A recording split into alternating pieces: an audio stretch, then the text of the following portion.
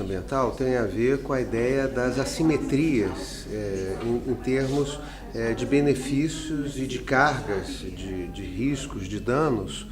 do modelo de desenvolvimento em relação ao conjunto das populações que são discriminadas, que são violentadas em seus direitos, que não são beneficiadas por esse modelo de desenvolvimento e que têm, inclusive, os seus sentidos de desenvolvimento, de vida, a sua cultura, os seus valores violentados, aniquilados, destruídos por esses projetos. Então, a ideia de injustiça tem a ver, no caso dos grandes centros urbanos, com a formação das chamadas zonas de sacrifício, a ideia do Robert Bullitt, um grande militante norte-americano na luta contra o racismo ambiental, contra a injustiça ambiental. Ele vai dizer como que nas cidades dos Estados Unidos, mas isso se reproduz também na América Latina inteira, você tem uma concentração nas favelas, na proximidade dos lixões, das indústrias mais poluentes e perigosas, as populações que são os trabalhadores, os pobres, os negros, no Brasil os nordestinos, ou seja, todo um processo de discriminação em que racismo e exploração da força de trabalho, elas se encontram na forma como que se concentram essa exposição nas áreas mais insalubres. E já nos campos e florestas tem a ver com a expansão das atividades econômicas do agronegócio, da mineração das infraestruturas, que vão afetar povos tradicionais, camponeses, agricultores, ribeirinhos, populações que vivem desses ecossistemas, os extrativistas. Então a ideia da justiça ambiental tem a ver com a violência, a quebra de direitos e de modos de vida tradicionais e do acesso aos recursos naturais que deveriam ser recursos encarados como bens comuns dos povos e da humanidade. As injustiças ambientais, elas afetam ecossistemas, mas elas afetam comunidades que vivem com carne, osso, seus espíritos, suas culturas, suas cosmovisões em territórios. Então a gente diz que existem dentro de um território várias territorialidades em disputa. A ideia de território tem a ver com disputas de poder, com disputas de projetos, com formas de apropriação de recursos. Então, quando a gente fala de território, a gente também fala de territorialidades em disputa e de processos de territorialização que também muitas vezes são processos de desterritorialização, ou seja, de retirada por forças externas a esses territórios, as pessoas que vivem e trabalham nesses territórios, de outros projetos de desenvolvimento. Essa é a ideia fundamental da importância do território. E, ao mesmo tempo, ela dá uma concretude de relações de vida e de poder e de sentidos de desenvolvimento, de progresso nesse território que colidem. Então, é a colisão da economia capitalista, da lógica do lucro versus a economia do trabalho, a economia da solidariedade, da reciprocidade, que sempre existiu e continua existindo em qualquer espaço onde haja a reprodução social da vida. Então são nesses processos de confrontação dentro dos territórios que a gente entende e consegue compreender melhor as resistências que também são produzidas por essas lutas concretas que existem dentro dos territórios. As alternativas em termos de economia, de outras agriculturas, de outras formas mais solidárias de reciprocidade em relação às diferentes dinâmicas da vida desse território, mas o território não significa o isolamento em gueto.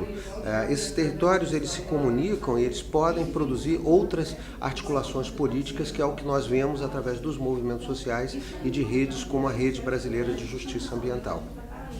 Bom, primeiro, existem vários projetos de apropriação de recursos naturais que se espalham por toda a América Latina, por essa ideia do neoextrativismo, do neodesenvolvimentismo, por essa apropriação de recursos naturais. A mineração, uma onda de mineração está vindo violentamente em todo o território nacional e também dentro das riquezas do subsolo do Nordeste. Então há um conjunto crescente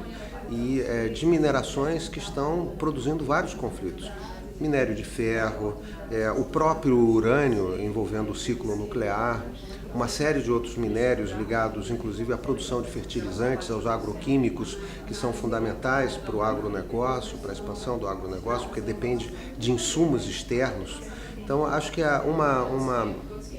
quando a gente fala em conflito e resistência, a gente também fala de alternativas, que é pensar outras formas de vida, de desenvolvimento econômico e outros modos e modelos de produção que aparecem como resistência dentro da agroecologia, dentro do respeito aos ecossistemas que as comunidades tradicionais indígenas, quilombolas, mas também as formas camponesas de produção, de relação com a natureza e as suas diferentes cosmovisões na relação com a natureza, elas são instrumentos de sabedoria milenares, seculares, que trazem para a modernidade a própria crítica a essa forma de apropriação da natureza e essa forma de mercantilização da vida e da natureza. Então, a agroecologia eu reputo como uma das estratégias mais importantes, e o grande desafio, por exemplo, do ponto de vista da produção agrícola, é como a gente pensa uma agricultura que consegue pensar a produção em função da vitalidade, da forma de funcionamento dos ecossistemas, do clima e da relação com a água. Uma outra questão fundamental diz respeito mesmo aos conflitos por água. Eu acho que a transposição do São Francisco e a questão do acesso à água, talvez ela retrate no Brasil, seja o exemplo mais pungente, junto agora com a crise hídrica em estados como São Paulo, as grandes metrópoles, de uma discussão central que diz respeito a como o funcionamento dos ecossistemas e a crise desses ecossistemas, elas devem ser enfrentados de forma a gente lidar com o acesso aos recursos naturais em equilíbrio com os ecossistemas, o seu funcionamento, mas em adequação às necessidades das populações, à necessidade das diferentes populações que convivem nesses espaços. Então, eu vejo a transposição do Rio São Francisco como uma discussão central da questão da justiça hídrica, da crise hídrica e da possibilidade de a gente pensar a questão da crise hídrica em relação ao modelo de desenvolvimento, em relação à democracia, em relação à forma de convivência com o semiárido e com a formação dos núcleos urbanos, pensando um outro modelo de relação com a água, pensando, porque eu acho que essa é a questão fundamental em termos de crítica à modernidade e às próprias cidades, as cidades no futuro elas vão ter que ser menos entrópicas, vão ter que ser menos destrutivas. As cidades elas vão ter que ser mais sustentáveis na sua relação com o campo, e essa é uma discussão fundamental para a gente pensar movimentos sociais e a relação entre campo e cidade. Como que a gente pode pensar cidades sustentáveis, pensando ao mesmo tempo relações dentro dos campos e das florestas, do respeito a essas comunidades camponesas, indígenas, quilombolas, em outras dinâmicas que propiciem ou que pensem outras formas de relação de sociedade, de modelo de sociedade. A transposição do Rio São Francisco, ela diz respeito a uma apropriação da água, que é um bem comum da humanidade, dos povos, que é central para o funcionamento dos ecossistemas, para uma lógica econômica de apropriação, principalmente para o agronegócio, ou seja, transformar o semiárido